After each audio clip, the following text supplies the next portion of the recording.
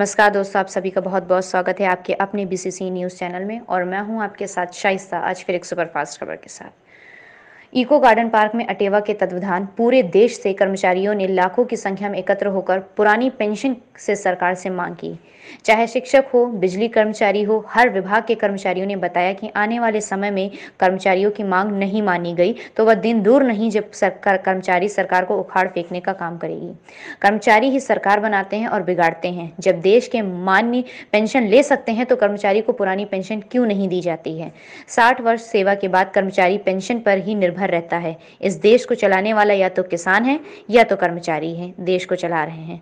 कर्मचारी, ये दो शक्तियां ही देश को चला रहे हैं। कर्मचारी चाहे जिस विभाग का हो, कर्मचारी के ही देन है सरकार चलती है। 5 वर्ष बाद सरकार तो आती जाती रहती है, कर्मचारी वही रहते हैं। इसलिए कर्मचारियों को पुरानी पेंशन की मांग को सरकार को मान लेना चाहिए, नहीं तो 2022 के चुनाव में कर्मचारी इसका बदला लेंगे।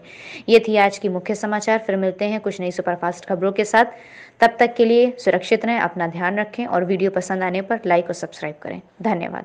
जय हिंद। से अटेवा का जिला मंत्री हूँ। हम लोगों को एक ही लक्ष्य है, पुरानी पेंशन बहाली। उसके अलावा कोई बर्दाश्त नहीं है। नेताओं को 4 पेंशन, 5 पेंशन दी जाती है। यहाँ तक एक नेता 5.5, 6 लाख रुपए पेंशन पा रहा है और गवर्नमेंट कह रही है कि कर्मचारियों को पेंशन देने के लिए देश के लिए बजट नहीं है, वो देश के लिए भार है। जबकि प्रशासनिक व्यवस्था को जो असली रूप दिया जा रहा है वो कर्मचारियों को दिया जा रहा है। हम लोग 60 साल नौकरी करते हैं, पेंशन नहीं है। नेता 24 घंटे के लिए शपथ लेता है, उसको आजीवन पेंशन दी जाती है। ये दोहरी नीति कतई नहीं चलेगी किसी कंडीशन पे।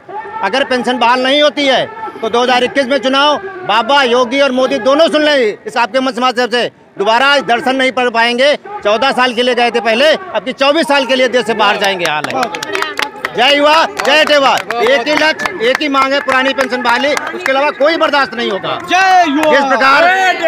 जिस प्रकार काला कानून वापस हुआ है, उसी प्रकार एनपीएस की भी वापसी होनी चाहिए और वो पुरानी पेंशन बहाल होनी चाहिए। हमारा धरना है, ये हम लोगों का अपनी पुरानी पेंशन बहाली का ये हमारा आंदोलन है, जिसमें कि आज हम लोग यहाँ पर इको गार्डन में इकट्ठा हुए हैं। और जो आज यहाँ पर जन सैलाब उबड़ा हुआ है, ये इस सरकार को ये बताने के लिए कि आप अपने लिए तो जो है नई पुरानी पेंशन रखे हुए और हम कर्मचारियों के लिए जो कि हम 62 साल तक सेवा करेंगे, हमारे लिए नई पेंशन है।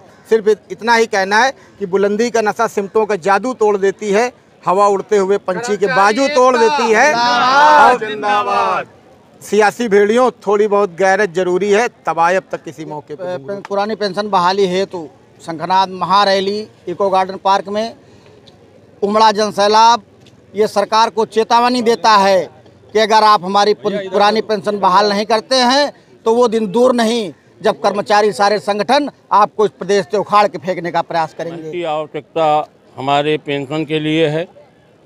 हम 60 साल सेवा करें, उसके बाद हमें कुछ नहीं, एनपीएस के नाम पे नाम मात्र की पेंशन मिलनी है। सरकार अपने लिए चारों तरफ सारी व्यवस्थाएं किए हुए है, ताली बजा करके अपने वेतन बढ़ा लेती है। उनकी पेंशन एक बार विधायक, एमएलसी, सांसद 4 पदों पे होने पर चारों पदों की पेंशन लेते हैं और शिक्षकों के लिए कोई पेंशन नहीं है। ऐसी स्थिति में मजबूरन आज शिक्षकों को ये कदम को उठाना पड़ा। आज ये महासैलाब अपनी पुरानी पेंशन बहाली के लिए लड़ा है और हम लोग अंतिम सांस तक लड़ेंगे जब तक हमारी पुरानी पेंशन बहाल नहीं होगी। सभी अटेवा के नेतृत्व में पुरानी पेंशन हेतु यहाँ इको गार्डन में इकट्ठा हुए हैं। पुरानी पेंशन हमारी बुढ़ापे का सहारा है, नई पेंशन के नाम पर केवल छलावा है।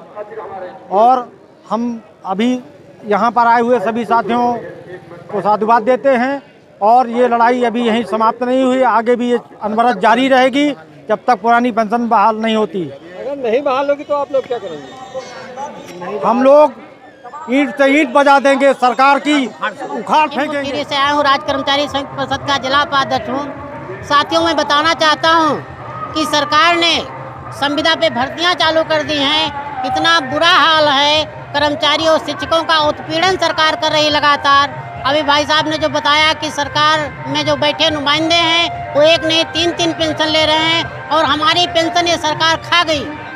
अटल बिहारी वाजपेयी की सरकार में पेंशन बंद हुई थी, अब इस सरकार के पास एक मौका है कि हम लोगों को ओपीएस दे दे, एनपीएस को हटा दे। जो सरकार निजीकरण कर दिया है, उसने नौकरी खा गई हम लोगों की, इसको दूर करना पड़ेगा, नहीं तो हम लोग आर पार की लड़ाई लड़ेंगे। और जब तक पुरानी पेंशन बहाल नहीं होगी तब तक प्रदर्शन लगातार जारी रहेगा, जनपद से लेकर के मंडल तक। और हम लोग राज्य कर्मचारी संयुक्त परिषद की जो हमारी अध्यक्षा हैं श्रीमती शशि सिंह और जो महामंत्री गौतम कुमार जी इंजीनियर साहब हैं, उनके पद चिन्हों पर उनके पीछे पीछे हमारा पूरा जनपद, कर्मचारी, शिक्षक अधिकारी सब खड़ा है। और हम चाहेंगे, संदेश देना चाहेंगे सरकार को कि सरकार चेत जाए, नहीं तो 2022 में उसको जाना पड़ेगा, 2024 में केंद्र की सरकार को भी जाना पड़ेगा, कोई वापसी नहीं होगी।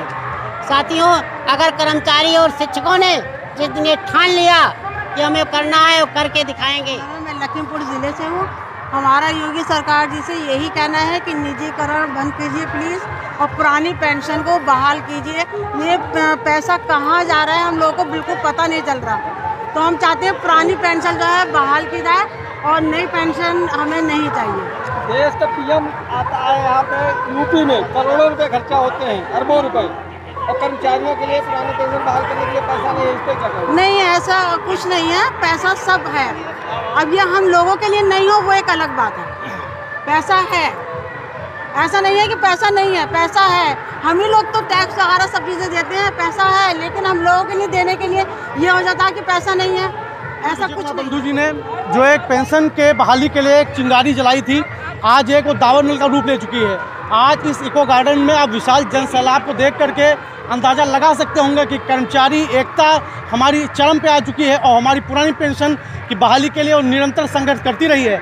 मैं अपने समस्त साथियों के उत्साहवर्धन के लिए केवल 2 लाइनें कहना चाहूँगा कि लोहे के पेड़ हरे होंगे तो गान प्रेम के गाता चल, नम होंगी ये धरती निज दिन, तो करुणा के पथ बरसाता चल, तो करुणा के कण बरसाता चल। मैं कहना चाहूँगा कि हम लोग अगर इसी तरीके से निश्चित तौर पर संघर्ष करते रहे तो वो दिन दूर नहीं है जिस दिन हमारी पुरानी पेंशन बहाल हो जाएगी। और हम लोग को पुरानी पेंशन बहाली के बिना कुछ भी स्वीकार नहीं है, कुछ भी स्वीकार नहीं। जय युवा, जय केवा।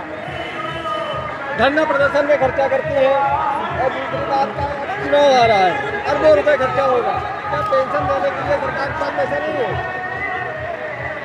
देखिए, हमारा काम है सरकार से अपनी वाजिब बात मांगना, जो हमारा हक है संविधान ने दिया है। और मैं शुरू से कहती आई कि जैसे किसान कहते थे कि 3 काले कानून ठीक नहीं है, मैं भी कहती हूँ कि पुरानी पेंशन हटा करके आपने जो नई पेंशन लाई, नंबर 1, नंबर 2 जो आपने निजीकरण चालू कर दिया। निजीकरण का मतलब होता है कि सब निजी हाथों में जाएगा तो ना नौकरी रहेगी ना पेंशन मांगोगे। नंबर 3 आउटसोर्सिंग ठेका संहिता, ये तीनों काले कानून को हटना चाहिए। ये भी काले कानून है, कर्मचारियों के लिए हटना चाहिए। और हमारा एक ये कहना है कि चुभकर कहीं न घाव लगा दें ये पाँव में, पैरों तले की घास को ज़्यादा न रौंदिए, ज़्यादा न रौंदिए। किसान ने साबित कर दिया है, कर्मचारी भी आंदोलनरत है, वो अंत तक लड़ेगा, अंत तक लड़ेगा, हमें चाहे जो करना पड़े। हम अपने भविष्य को देख रहे हैं, हम कर्मचारी नेता हैं, हमारी जवाबदेही बनती है कि हम कर्मचारियों को सुरक्षित रखें। हम कैसे रखें, क्योंकि सरकार हमारा साथ नहीं देती है, उसे सिर्फ अपनी ही लूट की मची हुई है और हमारे लिए कोष नहीं है। क्यों नहीं कोष है? कोष बनाने वाले तो हम ही हैं। आप क्या कोष कहीं से लेकर आए थे? ये देश, इसके संसाधन, इसके लोग मेहनत करते हैं, तब आप इतनी बड़ी बड़ी रैलियों में करोड़ों लाखों रुपए खर्च करते हैं, भाड़े की भीड़ बुलाकर करते हैं, अपने ऊपर खर्च करते हैं, अरबों रुपए फूंक जाते हैं इनकी पेंशन पर, इनके संसाधनों पर। कोई नहीं पूछता कि कहाँ से ये पैसा आया, कहाँ खर्च हो गया। और हम जो मेहनत कश लोग हैं, इनके लिए, आपके बुढ़ापे के लिए 2 रोटी देने के लिए नहीं, ये शर्म की बात है, बहुत बड़ी शर्म की बात है। और समय लोग काल के गाल में समा जाएंगे, 2000-3000 में किसी को गुजारा नहीं होगा। इसके लिए हमें आज जूझना पड़ेगा, लड़ना पड़ेगा, इसीलिए हम अटेवा के साथ खड़े हुए हैं, अंत तक खड़े।